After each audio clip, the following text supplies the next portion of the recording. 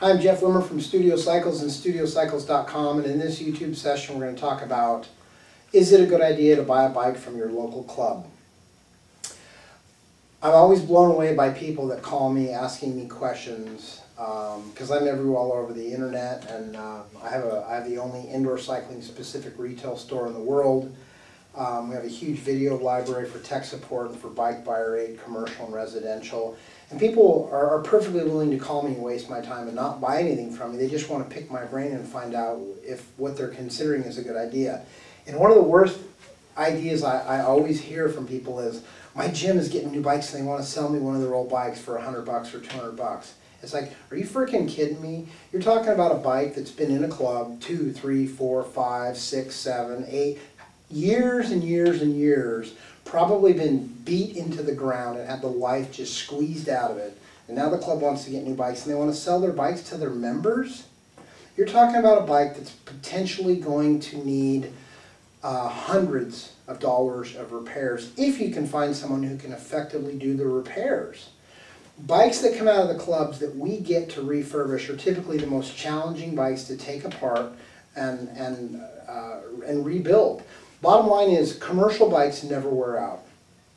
If you knew what I know about these bikes and how to effectively take them apart and rebuild them, then buying a bike from your local club would be a great idea. If you're someone who is short on cash, you love to do indoor cycling, you want to save money, save time, you have a new kids, you have a new job, your favorite instructor left, whatever, and you want to buy a bike for your home, and you can buy a bike from your club for $100, $200, it's probably the worst thing you could do. Because unless you're an indoor group cycling expert technician who's done hundreds and hundreds of bikes, taking a bike apart that's been in a club for years and years and years, every single screw, nut, bolt, hardware piece of hardware or part you need to replace is going to be a challenge to take apart. You need to take the chain guard off to get to the drivetrain. Typically the chain guards are seized, the chain guard hardware is seized. Once you get the chain guard off, you need to get the crank off. Typically the cranks, where you put the crank tool into the crank to take it off to get to the bottom bracket, the bearing assembly inside the frame, forget about it.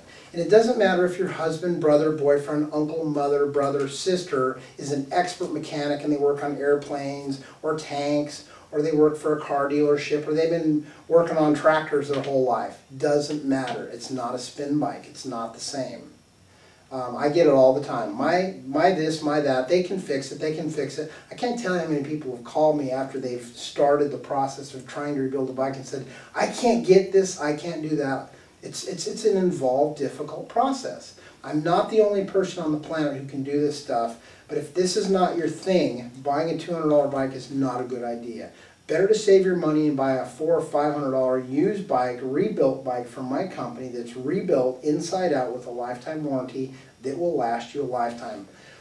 Check us out online, StudioCycles.com. Check out our video bike buyer aid library for commercial customers and residential customers. Check it out at StudioCycles.com.